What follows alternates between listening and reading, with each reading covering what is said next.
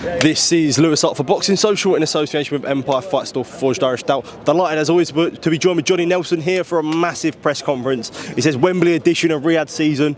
Anthony Joshua takes on Daniel Dubois. The poster looks amazing, the fights look amazing, and it's amazing to be joined with you as well. It's nice, and you've got the broadcasters working together again, the promoters working together again. Good fight, an opportunity for AJ to become a three-weight heavyweight champion now.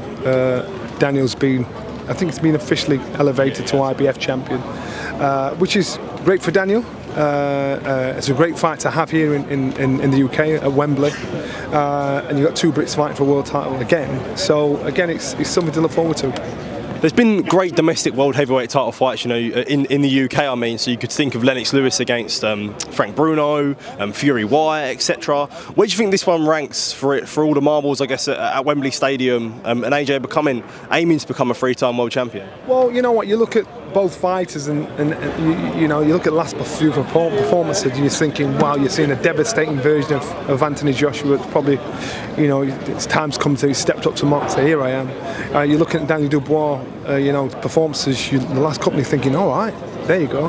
And these are two Brits.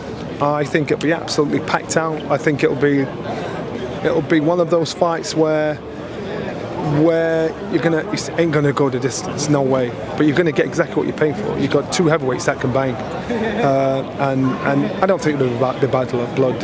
Neither guys are like that. Very respectful of each other. But this is boxing. This is business. But I'm excited to see it. For yourself, Johnny, you've always banged on about being mentally ready for fights and having like the maturity of a fight.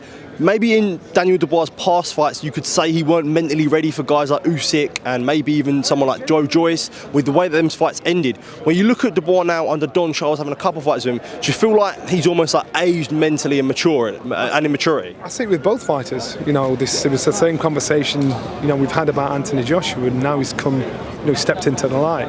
Looking at his last couple of performances, I definitely with Daniel.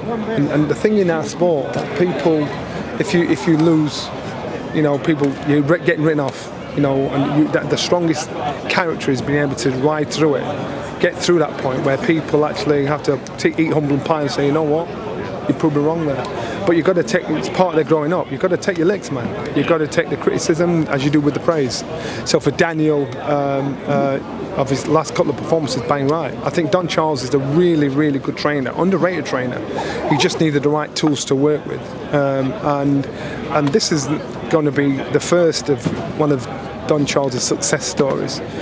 This guy's so wise in regards to it, and now the penny's dropping. And I was speaking to Don. I said, how did it work out with his dad being there? He said, actually, his dad's a good asset because his dad puts a firecracker up his arse.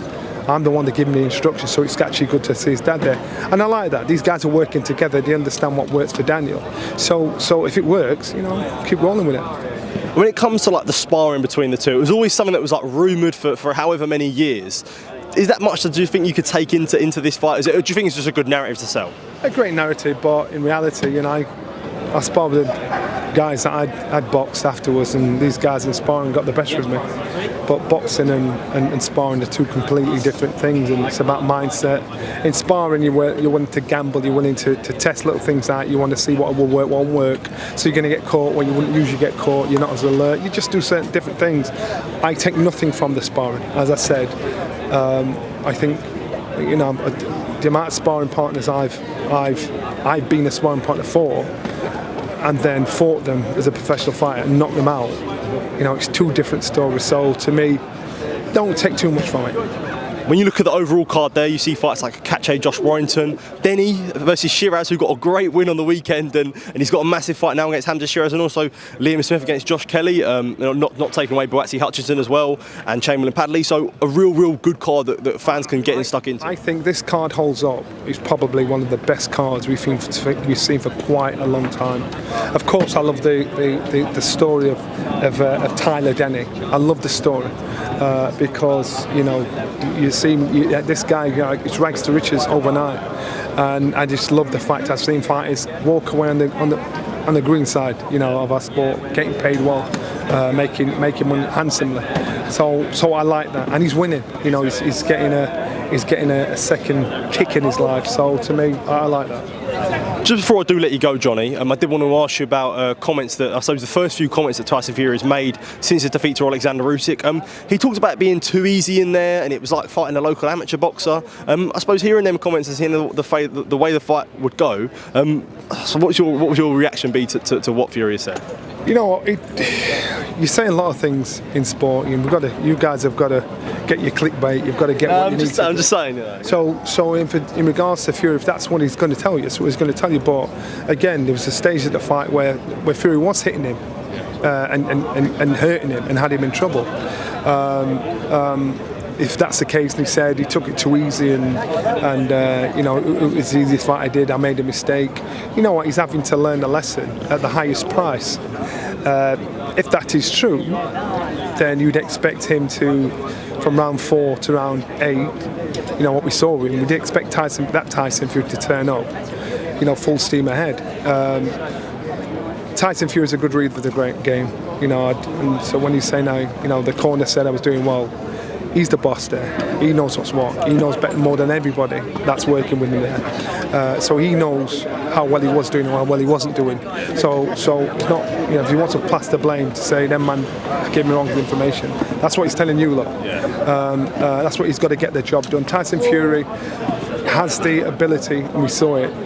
It's a case about the desire. It's a case about cleaning up in-house, making sure you have the right people in your ear to give you the best advice for the best results. Absolutely. Johnny, as always, thank you for taking time to speak to me. Always a pleasure to catch up with you. And yeah, enjoy this press conference today, because it might be a lively one. Yeah, thank you. Cheers. I don't think so, but it'll be good. Yeah, hopefully. Cheers.